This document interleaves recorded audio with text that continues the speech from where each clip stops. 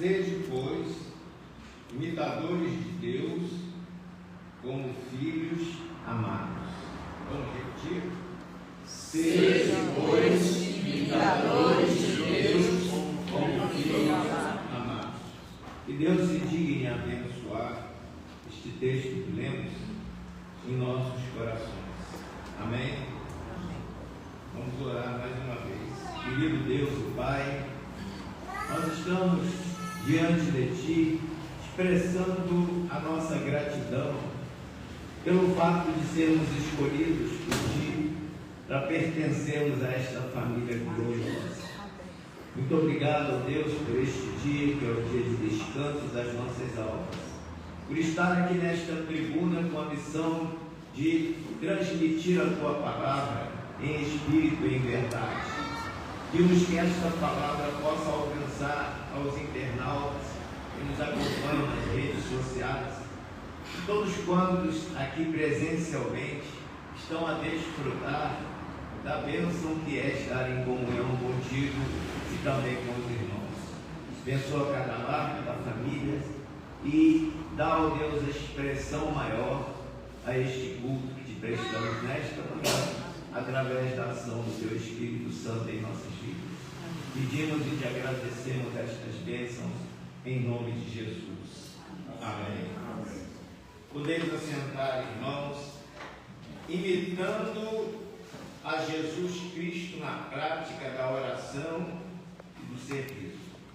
Como os irmãos podem observar, o tema é este: é imitar a Jesus Cristo na maneira como ele se portava diante do Pai e também no serviço que ele lhe prestava aqui na terra. Na verdade, nós estamos vivendo um momento de profunda tristeza face aos acontecimentos atuais que ocorrem no mundo. Muita morte, doenças as mais variadas, sofrimento, muita maldade, em meio a tantas preocupações. Às vezes nós não nos damos conta de que Jesus caminha conosco nesse vale de lágrimas. Buscamos soluções junto a pessoas que estão próximas a nós para nos ajudar, para nos orientar. Buscamos alguém para imitar, alguém que já tenha passado por sofrimentos atrozes, como nós. Sabe quem é esse alguém? É Jesus Cristo. E conhece todas as veredas do sofrimento. Aquele mesmo que caminhava ao lado daqueles dois discípulos no caminho de Emaús, sem ser notado por eles. Somos privilegiados, pois temos um Deus que se importa com os nossos problemas e as nossas dificuldades. Tem poder para nos livrar de qualquer situação que traga ameaça às nossas vidas e desconforto às nossas almas. A pergunta que se faz necessário é: como podemos desfrutar desse poder divino que está à nossa disposição? A resposta é: disciplinando nossas vidas através da oração e serviço. A vida está muito corrida, temos muitas atividades, tantas coisas para fazer durante o dia, e às vezes à noite adentro, o tempo está ficando cada vez mais curto para a sociedade em geral, exceto para os que estão nos hospitais ou em presídios. Mas, com tempo ou sem tempo, temos que ter tempo para buscar a Deus. Richard Foster, no livro Celebração da Disciplina, diz: a oração verdadeira cria e transforma a vida. Precisamos de oração constante ao nosso Deus para que nossa vida seja conduzida por Ele. Falando sobre oração,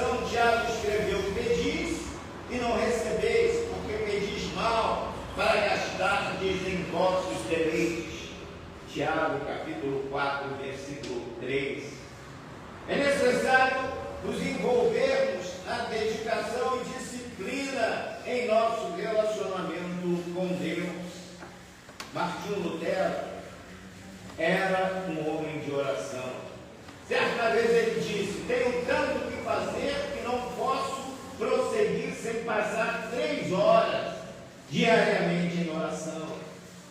Quanto tempo o irmão tem gasto com oração? Qual tipo de oração você faz? Aquela oração tipo reza, que é feita mecanicamente, ou aquela que a sua alma é derramada com lágrimas no altar de Deus?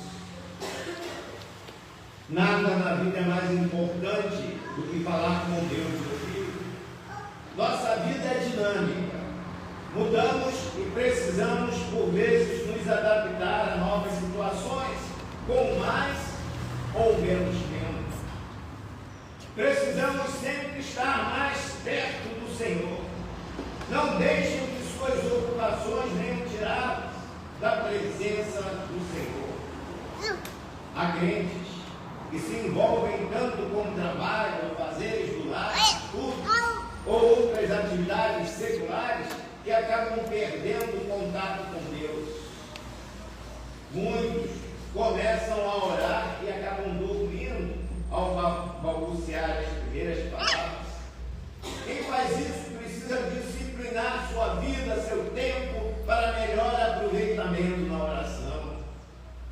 Conta-se e perguntaram a Carlos Spurgeon qual explicação para o poder de Deus em suas pregações.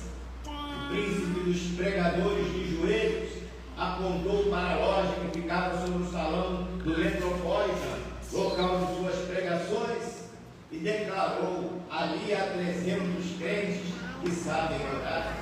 Todas as vezes que prego, eles se reúnem no local para sustentar-me as mãos, orando, suplicando ininterruptamente na sala que está sob os nossos pés. Esta é a explicação do resultado dessas bênçãos. Irmãos, há muitos crentes que oram, mas não conseguem saber qual a vontade de Deus para com as suas vidas. Diversas pessoas perguntam a George Miller como conseguia ele saber a vontade de Deus. É um fato interessante. Como é que nós vamos descobrir a vontade de Deus quando nós queremos fazer uma coisa, mas também precisamos submetê-la à apreciação divina? Às vezes nós queremos impor a Deus algo que é do nosso querer. Mas será que é do querer de Deus? E às vezes nós usamos expedientes para forçar Deus a pensar como nós pensamos.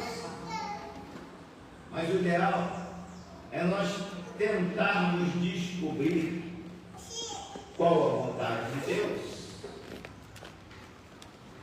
George Miller, ele tinha essa experiência de buscar a Deus e saber o que Deus verdadeiramente estava querendo que ele fizesse. Ele não fazia a menor transação sem primeiro ter certeza da vontade de Deus. E respondeu nesses termos: como saber a vontade de Deus? Primeiro, procuro manter o coração em tal estado que este não tenha qualquer vontade própria no caso. Quando chegamos verdadeiramente a tal ponto, estamos próximos quase sempre a saber qual a vontade de Deus. Então nós temos que anestesiar o nosso coração para deixar Deus falar por nós. Perfeito? Segundo lugar, procuro deixar o coração entregue para fazer a vontade do Senhor, não a minha vontade.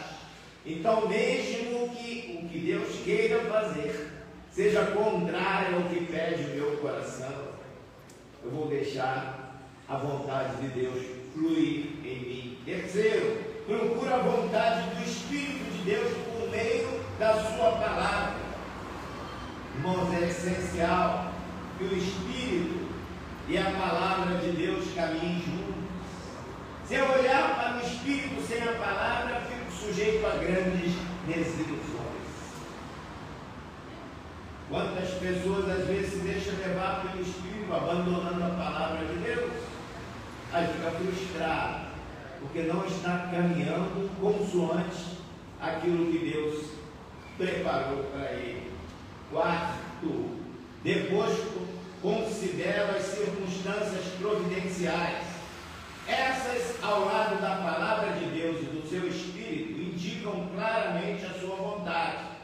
Sim, eu tenho que analisar as circunstâncias que estão à minha volta, qual o envolvimento que eu estou no negócio em que eu quero submeter à vontade de Deus.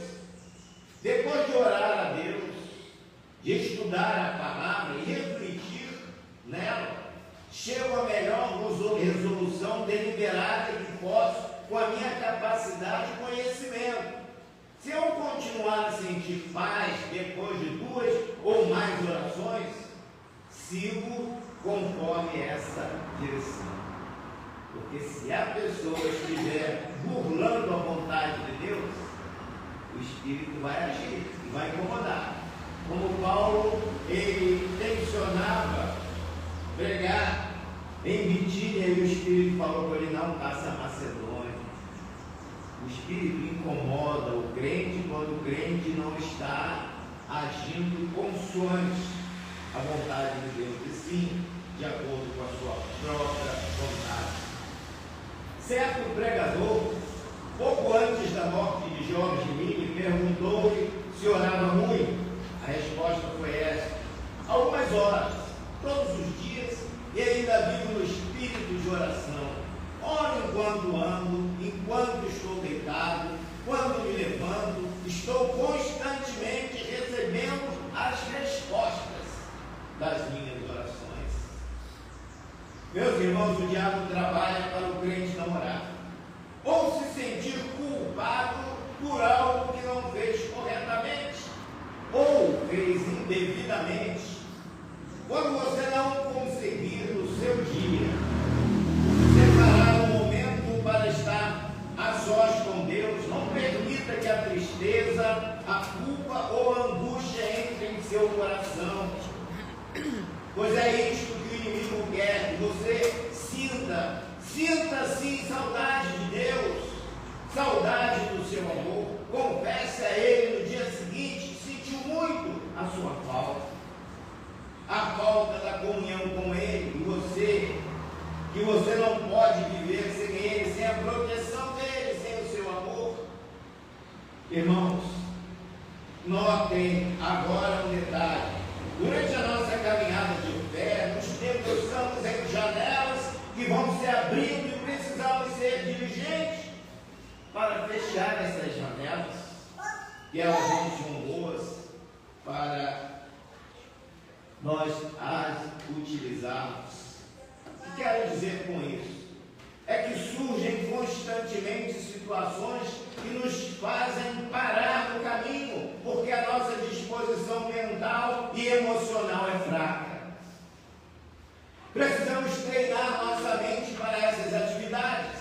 Em lugar de colocar-se sempre como vítima, você pode resolver preparar a sua mente para as horas ruins. Isso significa fechar janelas.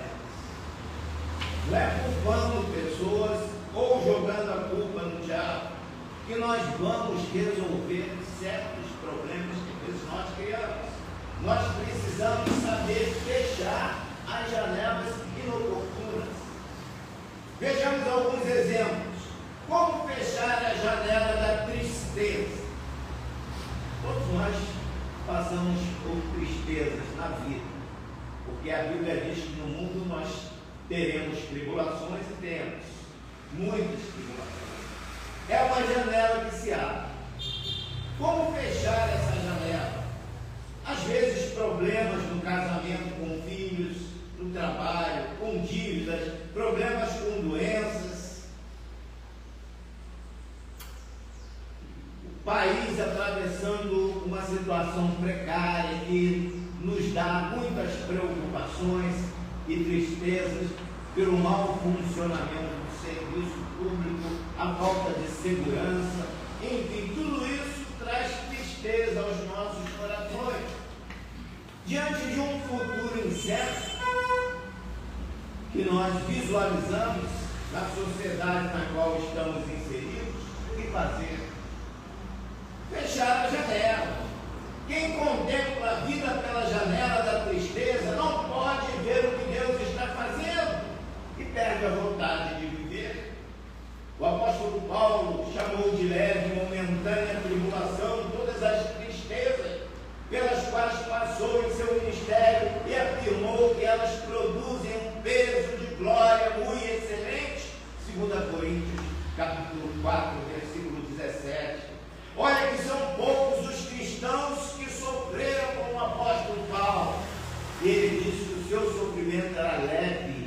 e a situação que ele passou era momentânea. O mesmo apóstolo perguntou: por que estamos nós a toda hora em perigo? 1 Coríntios capítulo 15, versículo 30. Com certeza é para não nos acomodarmos. Muitos crentes têm uma vida tranquila, e quando ele tem essa vida tranquila, ele deve se tranquilizar por essa tranquilidade da sua vida. Porque quando tudo está bem na vida do crente, é porque ele está devendo algo a Deus, não está vivendo em consonância com aquilo que Deus espera dele. A segunda janela que se abre para nela debruçarmos é a janela da solidão. Agora, muitos estão isolados no meio da multidão, ou só no quarto, refugiando-se dos problemas. Isso é um convite para a morte repentina, para a abreviação dessa morte. Vive a vida, saia da escuridão, fecha logo essa janela. Você não está só, você tem a companhia do Senhor, o Espírito Santo, que cuida com o seu poder de você, para que você se sinta muito amado por Ele. A solidão não traz benefício para ninguém. Nós nascemos para viver numa comunidade, em comunhão uns com os outros. Quando o Nimrod quis se isolar da sociedade, foi punido severamente por Deus e confundiu a língua das pessoas para que eles pudessem realmente entender qual era o plano de Deus: crescer e se multiplicar, povoar a terra. Era essa a mensagem daquela época, e hoje continua sendo a mensagem da época que nós vivemos. Precisamos viver em comunhão, na igreja, uns com os outros, amando todos, nos comunicando uns com os outros. Você tem a presença do Espírito Santo que cuida de você a cada momento. A terceira janela que precisa ser fechada é a janela da amargura. Não deixa criar raízes da amargura em seu coração. Essa janela joga a pessoa no fundo do poço. Janela em que as pessoas ficam por muito tempo encontrando razões justificativas para o seu procedimento. Janela em que as pessoas ficam julgando e punindo os culpados por erros que não se pretende perdoar. Deus não quer você assim. Feche essa janela, mas cuidado com a quarta janela, que é a janela do medo. Medo de ser feliz, medo de começar tudo de novo, medo de amar e ser amado, medo de fracassar, de ser envergonhado, medo de errar e fracassar na obra de Deus. E deixe de trabalhar com medo. E o diabo procura aguçar cada vez mais esse medo na vida daquele crente e não se deixa levar pelo Espírito Santo de Deus, que mantém essa janela aberta. A janela do medo joga a pessoa para baixo com um elevado sentimento de inferioridade. Janela em que as pessoas ficam por muito tempo buscando coragem ou esperando ela chegar para investir no trabalho, em pessoas, em seus relacionamentos. O medo faz dizer não a tudo, inclusive a Deus. Esse medo terrível de errar ao fazer alguma coisa vai fazer você errar por não fazer nada. Um jovem foi convocado ao departamento pessoal da empresa onde trabalhava e ouviu o responsável por aquele setor: você está demitido. Como? Retrucou o jovem: eu não fiz nada. Exatamente por isso que você disse, observou o chefe: eu não fiz nada. Você está sendo pago para fazer alguma coisa, não fez. Irmãos, na obra de Deus, pior do que fazer errado é não fazer. O apóstolo Paulo escrevendo aos Romanos, no capítulo 8, versículo 15, nos comunica o seguinte: porque não recebestes o espírito de escravidão para outra vez estardes em temor, mas recebestes o espírito de adoção de filhos, pelo qual chamamos Abba Pai. Saia correndo desta janela. Existe uma quinta janela que alguns nela debruçam, é a janela da murmuração. Por que sou desse jeito? Por que meu cabelo é assim? Por que nasci pobre? Por que não arranjo um marido rico? Por que tudo dá errado na minha vida? Por que não consigo fazer meu marido ou esposa se converter? Irmãos, o diabo vive semeando rancor, a revolta, descrédito contra Deus e os homens. Faça diferente do que a música popular sugere. Estava à toa na vida, o meu amor me chamou para ver a banda passar, cantando juras de amor. Encare de ver pela janela, passiva e desnecessariamente, a vida passar. Mude de atitude. Lembre-se de que o ladrão entra pela janela. Se ela estiver aberta ou mal fechada, ele vai entrar para roubar, matar e destruir. Então feche as janelas, abra a porta para Jesus entrar. Esta porta traz alegria, paz, conforto e segurança. Abra logo essa porta.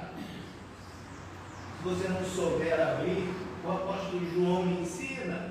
Em Apocalipse capítulo 3, versículo 20 está escrito: eis que estou à porta e bato. Se alguém ouvir a minha voz e abrir a porta, entrarei em sua casa, com ele cearei e ele comigo. Enquanto a sua rotina diária acontece, já pensou em transformá-la em um momento de íntima comunhão com Deus? Vivemos uma época de ocupados, ninguém tem tempo para nada. Então vamos buscar a Deus mesmo ocupados. O apóstolo Paulo, em 1 Tessalonicenses, capítulo 5, versículo 17, recomenda: orai sem cessar. Quando você estiver varrendo sua casa, ore assim: Senhor, varre tudo que não te agrada do meu coração, varre cada cômodo da minha vida, da minha família. Quando for tirar o pó dos móveis, olha, mulheres, Senhor, olhe agora e me mostra o que está embaraçando o seu brilho em minha vida. Limpa, Senhor, como eu estou limpando este móvel, limpa a minha vida. Quando lavar a roupa da família e esfregar aqueles lugares mais sujos, diga ao Pai: meu Deus, estou esfregando o colarinho da camisa do meu marido. Abençoa o Senhor agora. Faça com que este colarinho nunca seja manchado pelo adultério. Fortaleça o amor do meu marido por mim. Encha o seu coração de paixão pela sua família. Quando estiver lavando a louça, ore: Senhor, assim como estou passando a esponja de sabão nos pratos e panelas para tirar todas as impurezas, lava as nossas vidas no sangue do nosso Senhor e Salvador Jesus Cristo, para tirar da nossa família as impurezas do pecado. Ao passar as roupinhas dos seus filhos, ore. Peça por cada parte do seu corpinho que está em desenvolvimento, pelo futuro da criança, pelas futuras amizades deles. Quando trocar as roupas da cama, ora para que aquele leito seja sempre puro e proporcione sempre prazer nos moldes estabelecidos pela palavra de Deus. Como está escrito em Hebreus capítulo 13, versículo 4: venerado seja entre todos o matrimônio e o leito sem mácula. Precisamos nos esforçar para estarmos sempre em comunhão com Deus. As ações certas nos trazem paz que excede a todo entendimento. As erradas trazem tristeza e amargura para as nossas almas. Jesus é o príncipe da paz. É aquele que tomou só atitudes certas e corretas em toda a sua vida terrena. Ele é o modelo perfeito a ser seguido. A quem você está imitando? Ao galã da novela? Ao ídolo do futebol? Ao cantor famoso? Ao grande empresário? Ao modismo social? Ou a Cristo? Ouça o conselho do apóstolo Paulo: sede meus imitadores, assim como eu sou de Cristo. 1 Coríntios capítulo 11, versículo 1. Sede, pois, imitadores de Deus como filhos amados. Efésios capítulo 5, versículo 1. Certo crente orou nestes termos: Senhor, dá-me um coração de fogo para o teu serviço, um coração de amor para o meu próximo e um coração de ferro para comigo mesmo. Alguém sugeriu duas orientações para os que oram. Primeiro, nossas orações não devem ser imaturas e egoístas. Nós devemos orar e chorar para que Deus trabalhe em nós através de dores e sofrimentos, e que concorram estes para a honra e glória de Deus. Jamais se desespere em meio às mais sombrias aflições da vida, pois das nuvens mais negras cai água limpa e fecunda. Esse é um grande provérbio chinês. Num quadro de avisos, alguém publicou o seguinte anúncio: nota de falecimento. Faleceu nesta última quinta-feira na igreja dos negligentes a dona reunião de oração, que se encontrava enferma há vários meses. Ela foi proprietária de grandes avivamentos bíblicos e de muito poder e influência no passado, porém morreu pobre e desprovida da sua glória. A causa-mortes foi frieza de coração, desobediência crônica, joelhos endurecidos, fraqueza de ânimo e descaso. Ela poderia ter sobrevivido se, ao invés de darem xarope de reuniões sociais, tivessem cuidado melhor dela e lhe dado óleo do Espírito. Como bem orientou o apóstolo Tiago: está alguém entre vós aflito? Ore. Está alguém contente? Cante de louvores. Está alguém entre vós doente? Chame os presbíteros da igreja, orem sobre ele, ungindo com azeite em nome do Senhor, e a oração da fé salvará o doente, e o Senhor o levantará, e se houver cometido pecado, ser-lhe-ão perdoados. Confessai, irmãos, as vossas culpas uns aos outros, e orai uns pelos outros, para que sareis, porque a oração feita por um justo pode muito em seus efeitos. Tiago capítulo 5, versos 13 a 16. Nós somos estes justos, que fomos justificados por Jesus com a sua morte na cruz. Precisamos orar com fé e paciência, para que aquilo que for útil para o reino de Deus, e em santidade e pureza, para que Deus possa nos ouvir e nos atender de acordo com a sua soberana vontade.